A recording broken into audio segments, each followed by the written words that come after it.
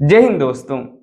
ISRO Indian Space Research Organisation की तरफ से आईटी पास आउट कैंडिडेट्स के लिए टेक्नीशियन बी की दो जगहों से रिक्रूटमेंट निकल कर आई हुई है। पहला है एचडीएससी इसरो की तरफ से और एक इसरो की एसएससी की तरफ से। दोनों कहीं फॉर्म भरे जा रहे हैं। आप अनिल सर आईटी वेबसाइट पर जा करके दोनों की जानकारी चेकआउट कर लीजिएगा। अगर आप एलिजिबल होंगे तो फॉर्म को अप्लाई कर दीजिएगा।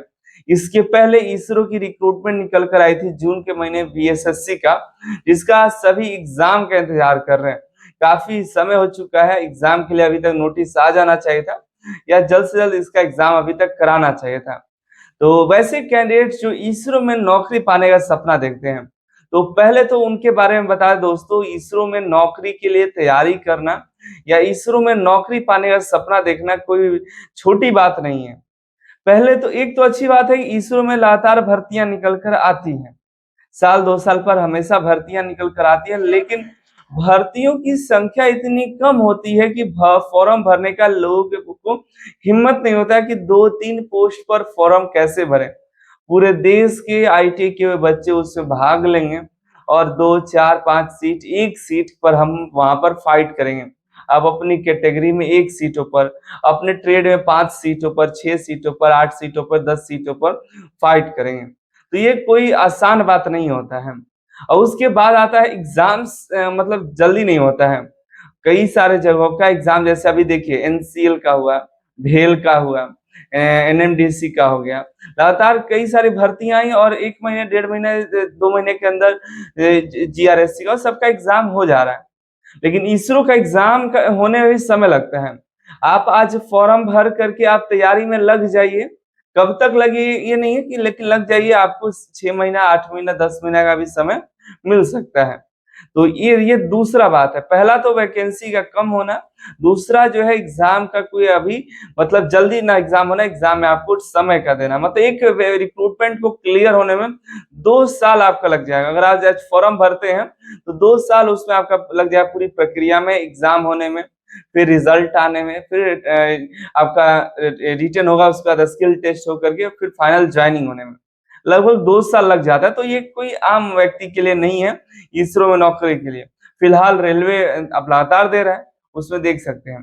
तो जो भी बच्चे इसकी तैयारी कर रहे हैं, तो आप तो हिम्मत वाले हैं, इतने आगे की तरफ बढ़ रहे हैं, आप तैयारी कर। हम देखिए निगेटिव नहीं बता रहे हैं, हम सच्चाई बता रहे हैं आपको, ठीक है। अच्छी बात है, इसरो में नौकरियां आती है, अच्छी बात है, लेकिन कम आती है। इसको बढ़ाना चाहिए इसरो को, और थोड़ा एग्जाम और समय पे कराना चाहिए।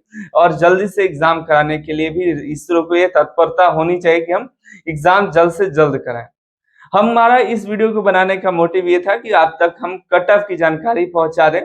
देखिए वैसे भी देखिए, 1 वैकेंसी, 2 वैकेंसी, 5 वैकेंसी, 10 वैकेंसी पर कट ऑफ का अनुमान लगाना भी कोई छोटी बात नहीं है। और हम किसी भी भर्ती का कट ऑफ तो नहीं बनाते हैं, लेकिन प्रीवियस ईयर का कट ऑफ आपको बता देते हैं कि इसरो के बीएसएससी का प्रीवियस ईयर का कट ऑफ क्या रहा, और एसएससी की भर्ती निकल कर आई थी 2023 की, उसका भी कट ऑफ क्या रहा। एचडीएससी का कट ऑफ 2023 वाला नहीं मिला है, वो ऑनलाइन ही आया था, ऑनलाइन ही देखे थे, कट ऑफ नहीं आया था। हम आरटीआई करके मंगाने का प्रयास करेंगे, मिल जाता तो आपको जानकारी दे देंगे। फिलहाल 2 का कट ऑफ देखने के लिए आप अनिल सर आईटी वेबसाइट पर विजिट करिएगा। कट ऑफ वाले सेक्शन में हमने पीडीएफ अपलोड कर दिया है, देख लीजिएगा। बात करते हैं इसरो के वीएसएससी के कट ऑफ के बारे में, कितना कट ऑफ देखने के लिए मिला था। देखिए पिछली बार बात करें फीटर ट्रेड का, तो फीटर ट्रेड में 80 में 62.7 गया था यूआर का, ओबीसी का 59.7, ईडब्ल्यूएस का 55.1, एससी का 53.4, एक सर्विसमैन का 26.7 मार्क्स गया था 80 नंबर में। एक सर्विसमैन का कम गया था। लेकिन देखिए 80 में 62 नंबर का होना, आपका कितना नंबर आप देख ही सकते हैं, इतना आपको पिछली बार था। इस बार आप सोच लीजिए कितना नंबर ला रहे हैं। इलेक्ट्रॉनिक मैकेनिक में 80 में आपका 50.7 था, ओबीसी में 46 था, ईडब्ल्यूएस में 34.1, एससी में 33.8 तक था। इलेक्ट्रीशियन की बात करें तो इलेक्ट्रीशियन में यूआर में 56 गया था, 52, ओबीसी में, ईडब्ल्यूएस में 37.8, एससी में 37.7, पीडब्ल्यूबीडी में 34.1। लेकिन आप भी जानते हैं इस बार की वैकेंसी में बीएसएससी में इलेक्ट्रीशियन के लिए कितनी सीटें थे, जिससे आप ये समझ लीजिएगा कि कुछ पुराने वाले कट ऑफ से नए वाले कट ऑफ का कोई लेना देना नहीं है। बच्चे फिलहाल अभी देखिएगा कई सारे एग्जाम है, बिहार बिजली विभाग का हो या एनसीएल का हो या भेल का एग्जाम हो, उसमें जो है बच्चे बहुत बेहतर स्कोर किए हैं। तो ये पुराना जो है तो पुराना ही रहने दीजिए, जो करंट होगा इससे कट ऑफ कहीं आगे ही जाएगा। मशीनिस्ट का भी यूआर में 57.7, ओबीसी में 54.4, एससी में 44.7 गया। मैकेनिक आरएससी में यूआर में 43.4 और ओबीसी में 41.4, टर्नर में 67.4, 64.4 ओबीसी में। प्लम्बर में भी 60 और 53 का कट ऑफ रहा। एमएमबी में यूआर में ही सीट था बस, 54.7 तक कट ऑफ गया। ड्रॉटमैन में भी देखिए मैकेनिकल में 44.1, 41.7, 33.4, 34.8 तक गया है। रेडियोग्राफर में 56.1 तक था। ठीक है, ये बीएसएससी का था। सिलेक्शन प्रोसेस आप जानते हैं, आपको रिटन एग्जाम देना होता है और स्किल टेस्ट देना होता है। रिटन एग्जाम में आपके 80 क्वेश्चन आते हैं जो आपके ट्रेड से पूछे जाते हैं। 80 में लगभग 75 ट्रेड से होते हैं, 5 क्वेश्चन आपके आउट से भी रहते हैं, जिसमें आपका मैथ भी होता है, साइंस भी होता है, कुछ अलग अलग क्वेश्चन होते हैं। देख लीजिएगा, प्रीवियस ईयर पेपर का book Anil sir IT application से ऑर्डर कर सकते हैं, हमने लिंक दे रखा है। अगला बात है इसरो के एसएससी के टेक्नीशियन का, जिसका फॉर्म अभी भरा रहा है, आप उसका फॉर्म भी भर सकते हैं। फिलहाल इसमें बात करें, देखिए कट ऑफ गया है, इसमें सभी कट ऑफ मेरे पास नहीं आया है।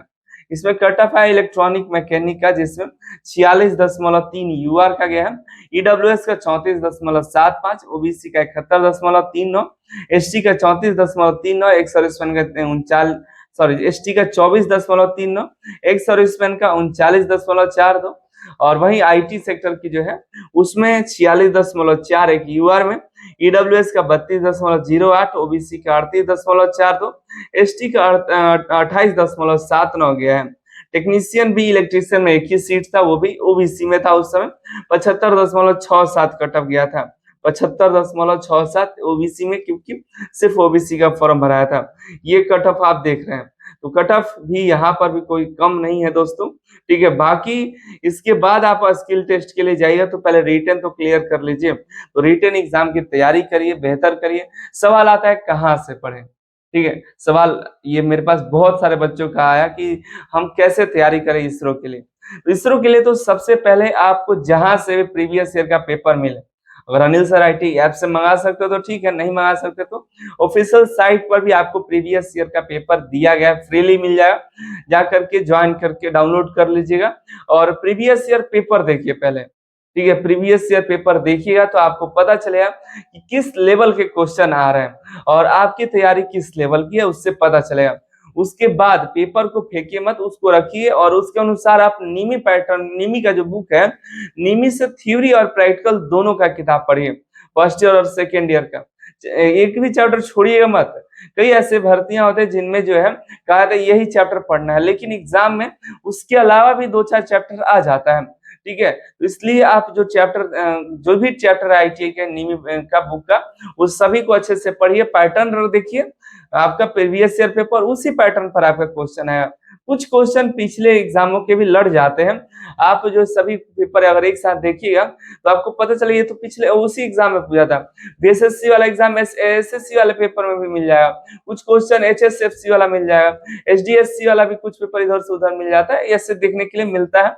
लगभग 5 से 10 क्वेश्चन आपको प्रीवियस में भी आपको देखने के लिए मिल जाएगा, और 20-30 प्रीवियस से पेपर देखिए तब। ठीक है, तो यही जानकारी थी। बाकी अपना कट ऑफ के अनुसार तो कोई फायदा है नहीं, कट ऑफ से कोई लेना देना नहीं है आपके आने वाले एग्जाम में, मकसद कहते हैं। लेकिन आपके सवाल रहते हैं कि पिछला कट ऑफ कितना गया था, तो देख ही लिए। बाकी अपने तैयारी में लगे रहिए और बेहतर तैयारी के लिए नीमी का बुक यूज करिए, एशियन पब्लिकेशन का भी आता है, बढ़िया बुक आता है, तो उसका इस्तेमाल कर सकते हैं। लेकिन नीमी का बुक मंगा सकते हैं। अगर नहीं मंगा सकते तो भारत स्किल पर जाइए, वहां पर कई सारी बुक्स हैं जो आपको फ्रीली मिल जाएगी, वहां से डाउनलोड कर लीजिए थ्योरी प्रैक्टिकल का बुक। ठीक है, आप सभी का बहुत बहुत धन्यवाद।